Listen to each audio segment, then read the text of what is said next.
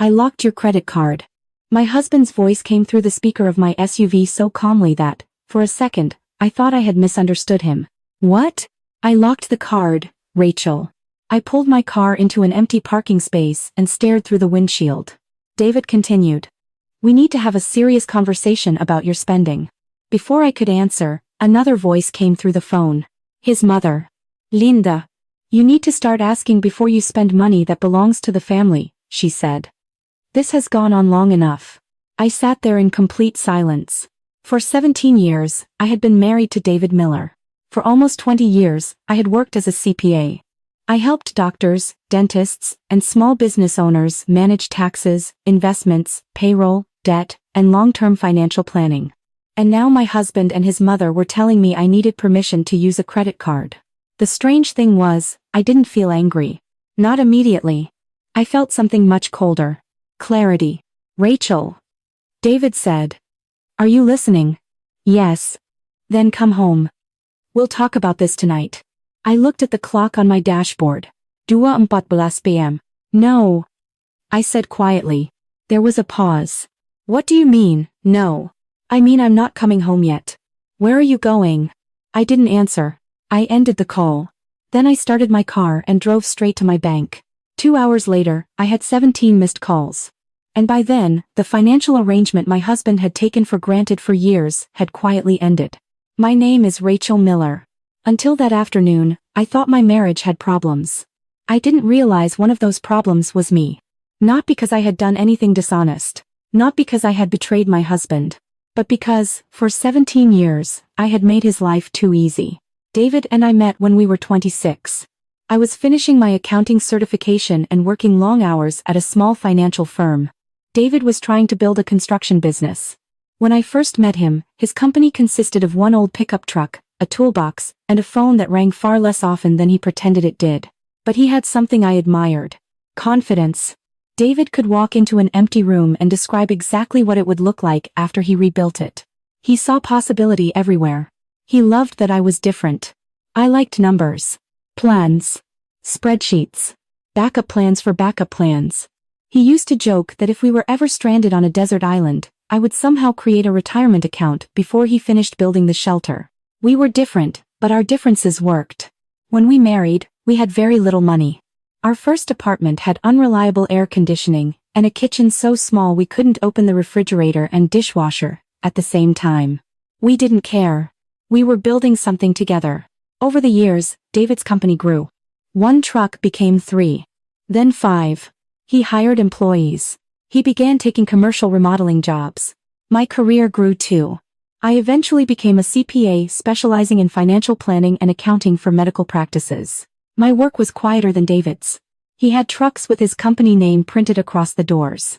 Employees wore shirts with his logo. Clients could drive past buildings and say, David's company did that. My success looked different. A laptop. An office.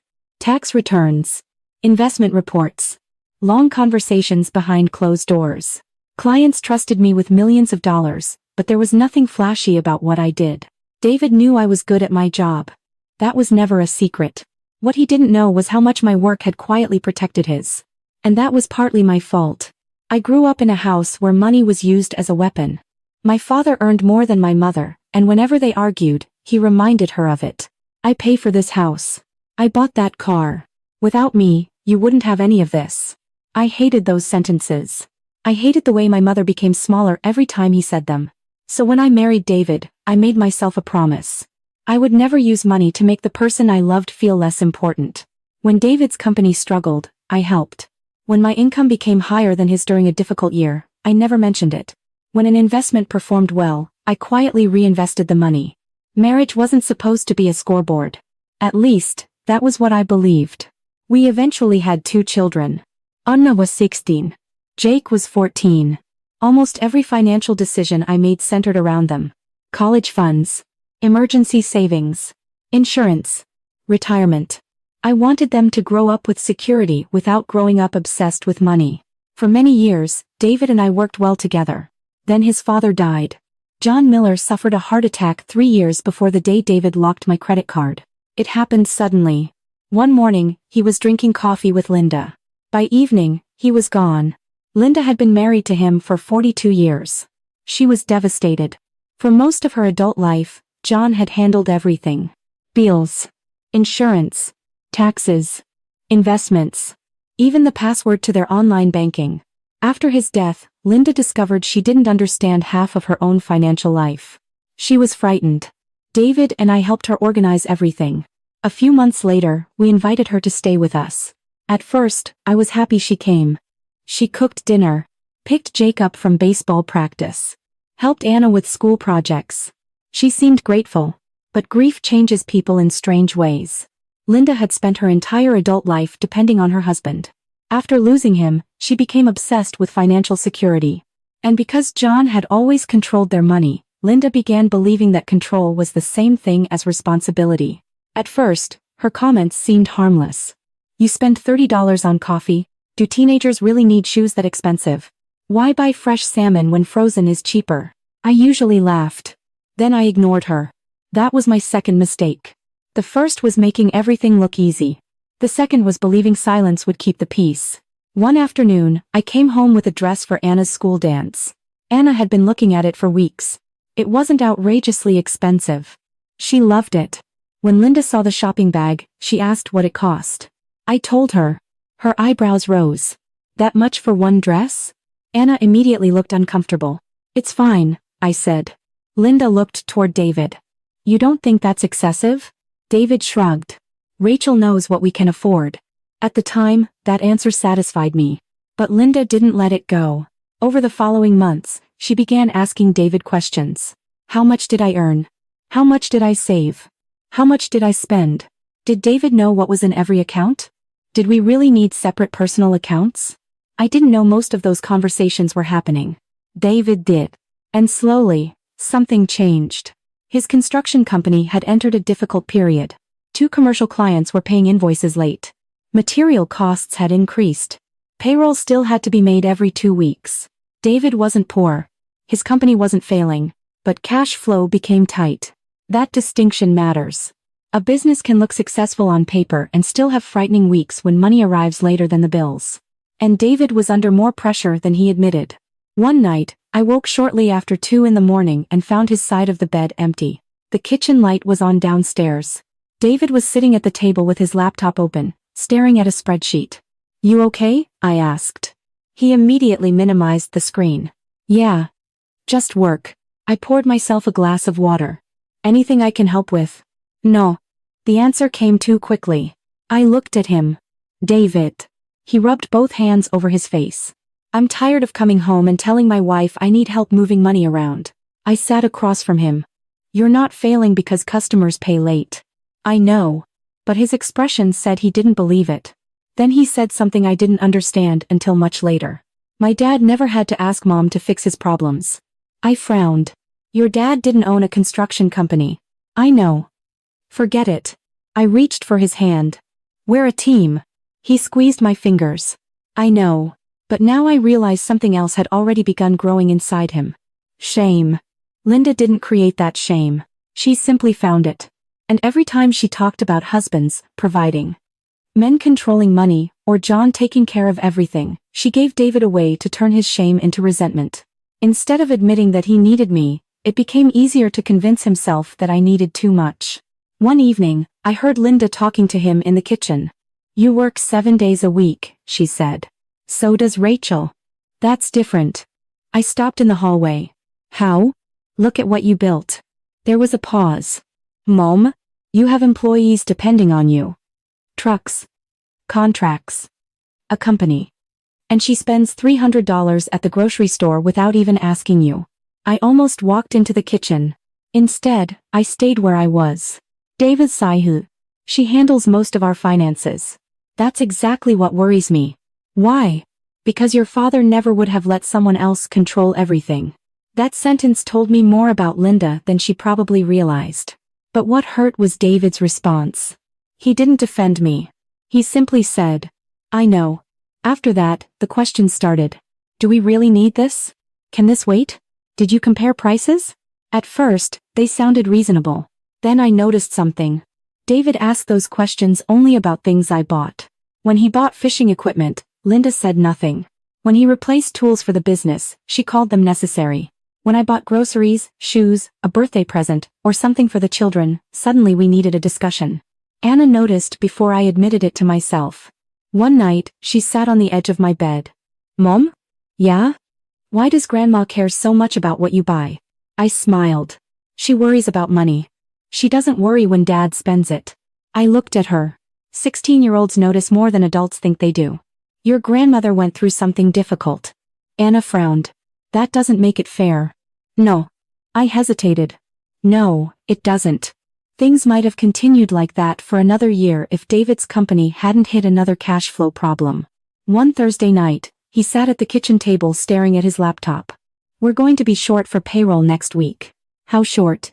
About 11,000. When are the Harrison invoices coming? Maybe Friday. Maybe next week. I pulled my chair closer. For the next hour, we reviewed everything. Receivables.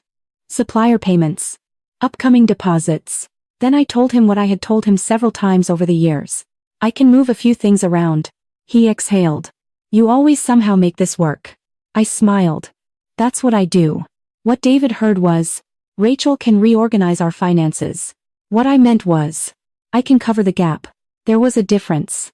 A very important one. The next morning, I transferred $11,800 from one of my personal investment accounts. I didn't tell him. I had done similar things before. Not constantly. Not enough to secretly own his company. But enough to make difficult periods less frightening. Years earlier, I had used $14,500 of my own money when a major client delayed payment and payroll was due. Another year, an accountant's filing mistake created an unexpected tax bill.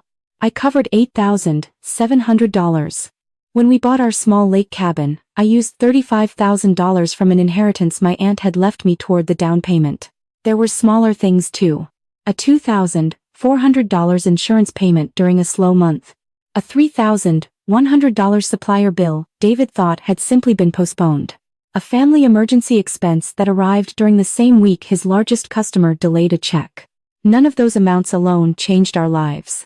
That was exactly why David never noticed the pattern. Each problem disappeared before it became a crisis. And every time it disappeared, I told myself I had done what a good partner was supposed to do. David knew about the inheritance. He knew I invested. He knew I earned a good salary. What he didn't know was how often those resources had quietly protected us. Why didn't I tell him? Because every time his company survived a difficult season, I saw the relief on his face. I saw his pride. And somewhere inside me was still the little girl listening to her father tell her mother. Without me, you'd have nothing. I never wanted David to hear those words from me. So I went too far in the opposite direction. I helped without speaking. And eventually, my silence created an illusion. David began believing that he built the financial foundation of our family while I simply managed it. Linda made that illusion worse. Then came Jake's laptop. His old computer died while he was finishing a school project.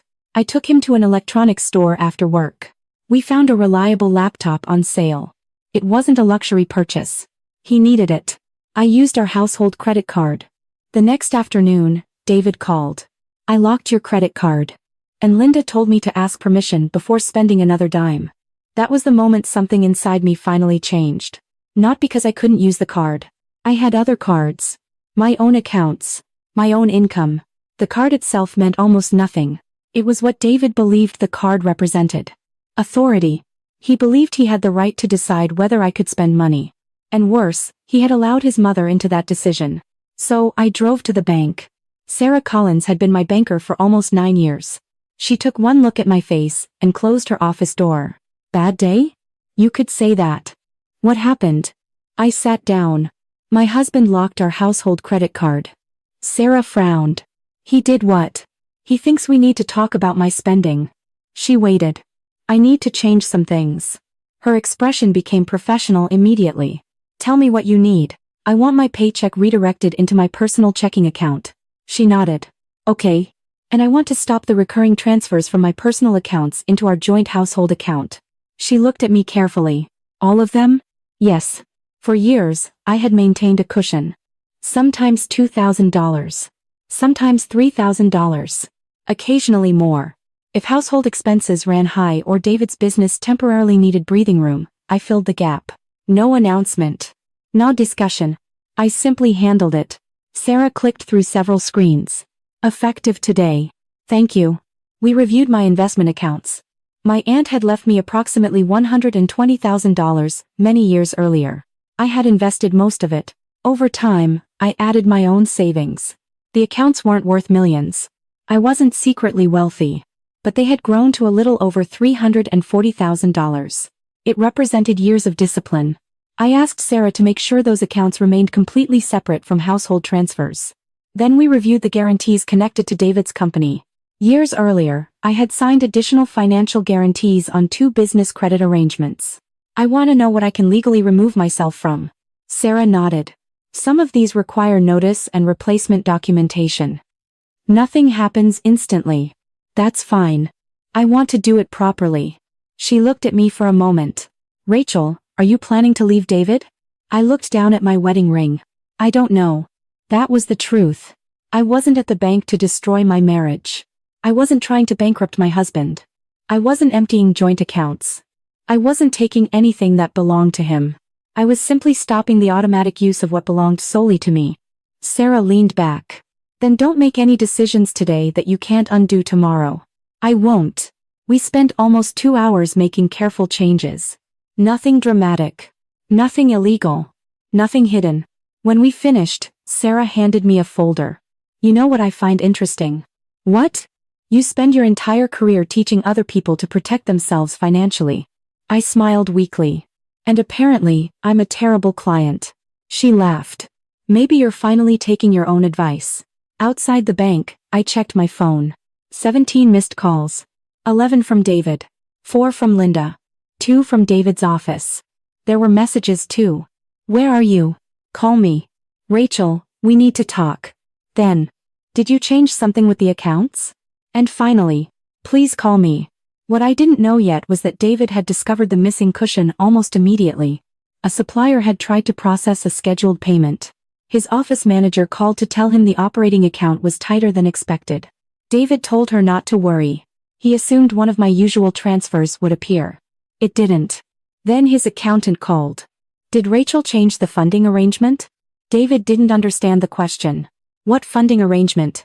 The periodic transfers. What transfers? There was a pause on the other end. The accountant apparently assumed David knew. That was when David started calling me. Not because the company had suddenly collapsed. It hadn't. But because for the first time, he had seen a piece of the financial machinery that had always operated quietly behind him. And he didn't know who had been running it.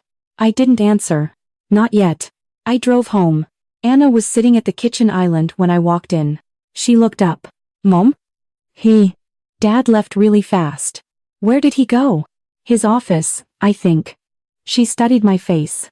Are you okay? I will be. Is this because of Jake's laptop? That question hurt. Why would you think that? She hesitated. I heard Grandma talking about it. I put my bag down. Anna, listen to me. Your brother did nothing wrong. Neither did you. She nodded. Okay. And whatever happens between your dad and me is between adults. I know. A few minutes later, Jake came home from practice. He carried his backpack upstairs. For perhaps 20 minutes, the house felt strangely normal. Then the front door opened. David walked in. I had never seen him look like that. Not furious. Worried. Linda came in behind him. David walked straight toward me. Rachel, did you stop the transfers? Yes. Why? I almost laughed at the question. Instead, I looked at him. You locked my credit card. That has nothing to do with. It has everything to do with it. Linda stepped forward. You can't just take money away from your own family because you're angry. I didn't. Then why is the household account lower than David expected? Because I stopped putting my personal money into it. She stared at me. Your personal money? Yes, Linda. David frowned. What transfers are you talking about? That was the moment I realized how little he understood. Not about my job. About our life.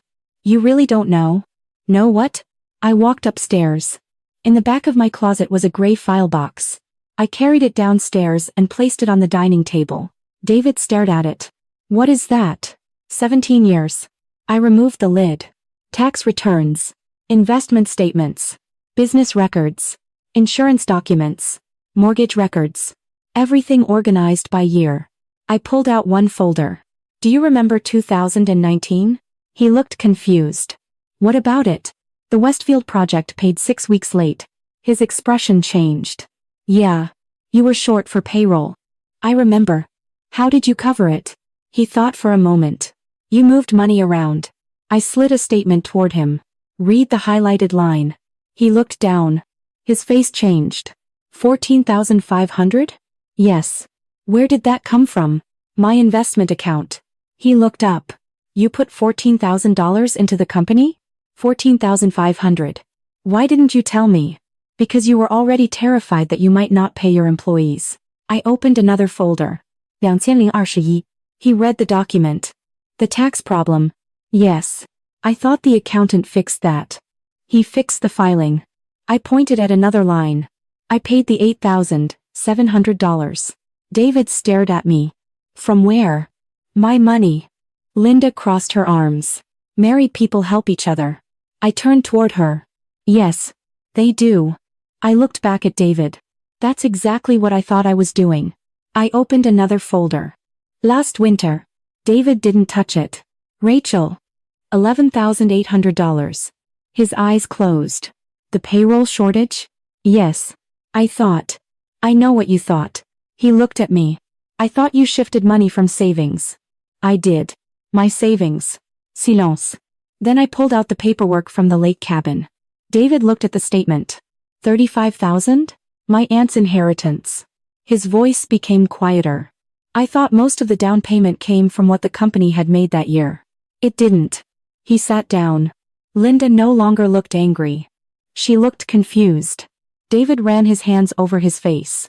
How much? What? How much of my company have you been carrying? I considered the question. Not your company. I sat across from him. I've been carrying the gaps. He looked at me. The months when clients paid late. The unexpected tax bill. The household expenses when you were worried about payroll. The down payment when we wanted the cabin. I paused. Enough that you didn't have to know how close some of those months were. David looked back at the paperwork. I never knew. No. Why? That question mattered more than all the others. Because I loved you. His head lifted. And because I was wrong. He looked confused. I grew up watching my father use money to make my mother feel powerless. I promised myself I would never do that to my husband. I swallowed. So, whenever I helped, I stayed quiet. I thought I was protecting your dignity. My voice softened. But eventually I protected it so well that you started believing you were the only person carrying us. David looked as though I had struck him. I hadn't intended to. I was simply telling the truth. Linda finally spoke. I was only trying to protect my son. I turned toward her. From what? She opened her mouth. Nothing came out. From his wife buying groceries? She looked away. From Anna getting a dress? Silence. From Jake getting a computer for school? I didn't mean. You told me I needed permission to spend money. Her face reddened. I was upset. No. I shook my head. You believed it. That was worse. David stared at his mother. Mom. Linda looked at him. You were under so much pressure. I watched your father handle our money for 42 years. He always knew what we had. And you didn't, I said. She looked at me. No. Her voice was suddenly quieter. When he died, I didn't even know how to pay the property tax online. For the first time, I heard fear instead of criticism. I felt stupid. You weren't stupid. I felt helpless. She looked down. I thought John controlling everything meant he had protected me. I understood then. Not excused. Understood. Linda had lost her husband and discovered she didn't know how to manage the life they had built together. Instead of questioning the system that had left her helpless, she had romanticized it. She wanted David to become his father. And somewhere along the way, she decided I needed to become her. I am sorry you went through that, I told her. She looked surprised. But I will not live your marriage. She swallowed. And David will not run ours the way John ran yours. David lowered his eyes. The front door opened. Anna and Jake had gone outside earlier. They stepped into the dining room and stopped when they saw the paperwork. David immediately stood. You two don't need to be part of this. Jake looked at me. Is Mom in trouble because of my laptop? David froze. No. Jake looked uncertain. I heard Grandma say she spends too much. Linda closed her eyes. David walked toward his son. Jake, look at me. Jake did. You needed that computer. Your mother did absolutely nothing wrong buying it. Then why did you lock her card? No one moved.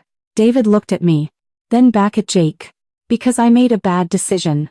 Anna crossed her arms. You've been making a lot of those lately. Anna, I said gently. No, Mom. Her eyes filled with tears. Grandma criticizes everything you buy, and Dad always says she's just trying to help. David looked down. Anna continued. She never says anything when Dad buys something. Linda whispered. Anna, I'm not trying to be disrespectful. Anna's voice shook. But it isn't fair. That was the moment the argument stopped being about bank accounts. David saw what I had seen months earlier. Our children had been watching. Learning. Jake had learned that buying something he needed could get his mother in trouble. Anna had learned that a woman could earn her own money and still be expected to justify every purchase. Those were lessons neither David nor I wanted them to carry into adulthood. David sat down again.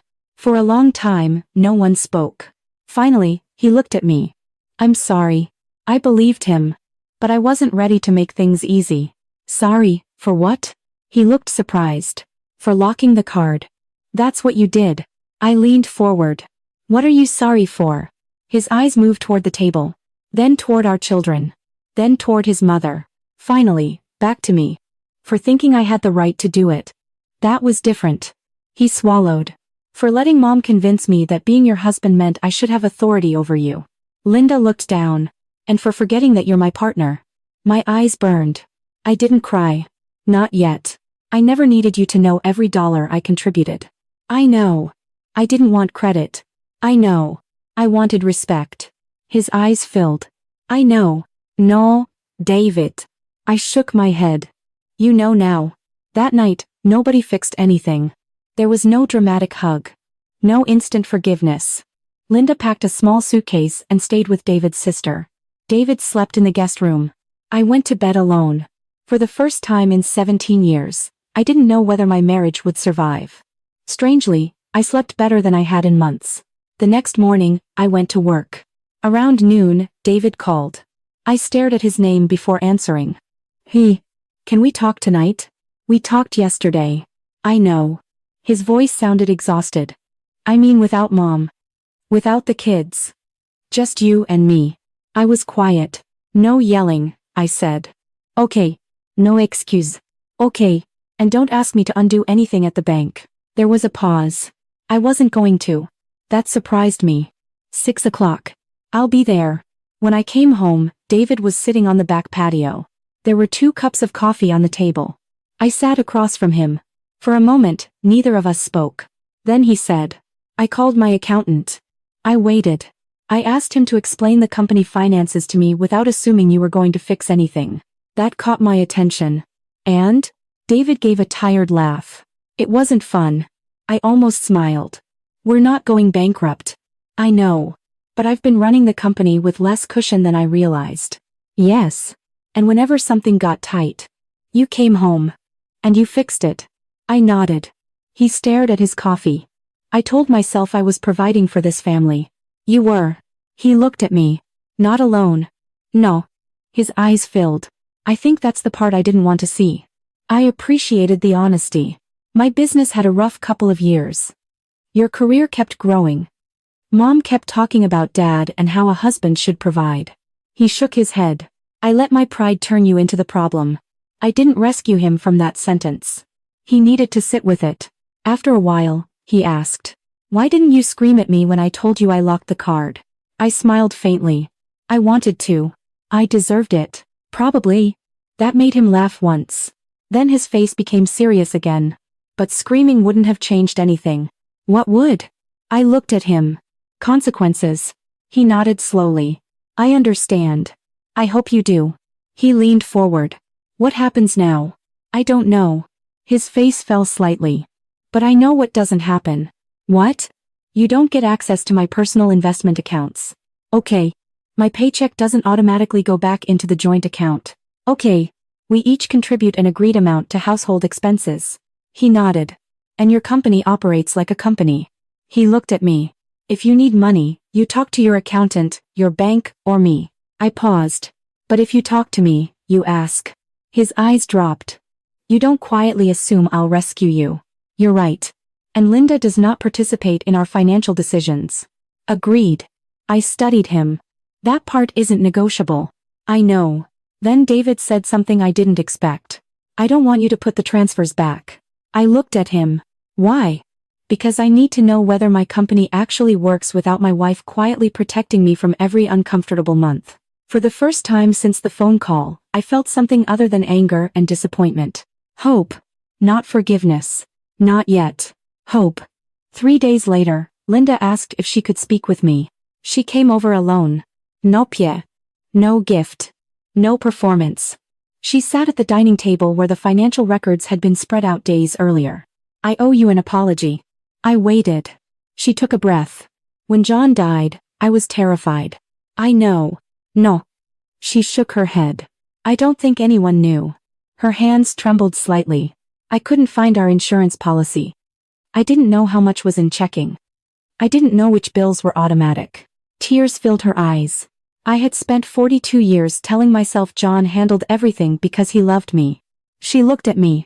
After he died, I realized I had allowed myself to know nothing. I didn't interrupt. When I saw David stressed about the company, I became afraid for him. So you tried to make him control me? Yes. The word came quietly. Then she shook her head. I didn't call it control. What did you call it? Responsibility. I nodded. I was wrong. Yes. She accepted the answer. That mattered. I made you the enemy. Make sure you was easier than admitting the way John and I handled money wasn't perfect. She wiped her cheek. And I almost taught my son to make the same mistake. For the first time in months, I saw Linda not as an interfering mother-in-law but as a frightened widow who had turned fear into control. Understanding her didn't erase what she had done. But it made boundaries easier to set without hatred. I forgive why you were afraid. I said. She looked at me. But trust will take longer. I understand. And our finances are no longer your business. She nodded. I understand that too. David and I started marriage counseling 2 weeks later. He suggested it.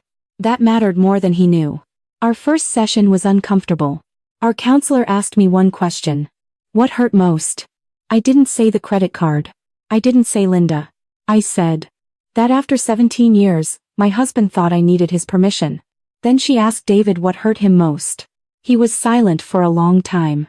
Finally, he said, finding out my wife had been helping me for years, and realizing I had mistaken her silence for dependence. That was the beginning, not the ending. Over the following months, David changed. Not through speeches. Through ordinary decisions. He reviewed the company's cash flow every week. He created a proper business reserve. He negotiated better payment terms with 2 major clients. He stopped relying on our household finances to absorb business problems. There was one moment, about 3 months later, when I realized the change might actually last. David came home and told me a commercial client had delayed a large payment. For years, that sentence would have been followed by him asking me to look at the numbers. This time, he sat beside me and said, I already spoke to the bank. We can use the business line for 10 days, and the client confirmed payment in writing. I looked at him. You handled it? He smiled. He handled it. Then his expression became serious. I almost called you first. What stopped you? I remembered what you said. What did I say? That loving someone doesn't mean making them responsible for every problem you don't want to face. I hadn't said it exactly like that. But I liked his version better. I smiled. I'm proud of you. He laughed. That's slightly embarrassing. Get used to it. That small conversation meant more to me than any apology. Because change is easy to promise when you're afraid of losing someone. It's much harder to practice when life becomes inconvenient again. We created a shared household account. Each of us contributed to it. We kept personal accounts too. No one needed permission for reasonable personal spending. Large family decisions were discussed together. Linda eventually moved into a small apartment about 15 minutes away. It was her choice. She began volunteering at a community center, helping organize donation records. For the first time since John died, she had something that belonged entirely to her. Her own schedule, her own friends, her own responsibilities. And slowly, she stopped needing to manage hours. Almost a year after the day David locked my credit card, we went back to the little Italian restaurant where we had celebrated our 10th anniversary. Our marriage wasn't perfect. Neither were we. But it was honest again. After dinner, David reached into his jacket. "I have something for you." I raised an eyebrow. "If this is another credit card, I'm leaving." He laughed. "No." He placed a small envelope on the table. Inside was a copy of an old photograph. David and me at 26. Standing beside his first battered pickup truck. He had one arm around me. I was laughing at something outside the frame. On the back, David had written one sentence. I read it twice. "I thought I built this life for us. I forgot that we built it together." I looked up. David's eyes were wet. "I'm sorry, it took me 17 years to understand the difference." I reached across the table and took his hand. "It didn't take you 17 years. He looked confused. "You understood it once." I turned the photograph over. Then somewhere along the way, we both forgot. Because that was the truth. David had allowed pride and his mother's fear to distort our marriage. But I had also spent years believing that loving someone meant protecting them from every uncomfortable truth. It doesn't. Sometimes love means allowing someone to see exactly what things cost. Not just in dollars. In trust. In effort. In dignity. I never regretted driving to the bank that afternoon. I didn't go there to destroy my husband. I didn't go there for revenge. I went because a man I loved had forgotten that I was his equal. And I finally understood that quietly accepting disrespect wasn't the same thing as keeping peace. David locked one credit card because he thought it would teach me a lesson about money. Instead, it forced both of us to learn something much more important. A marriage cannot survive when one person needs permission from the other. It cannot survive when pride matters more than truth.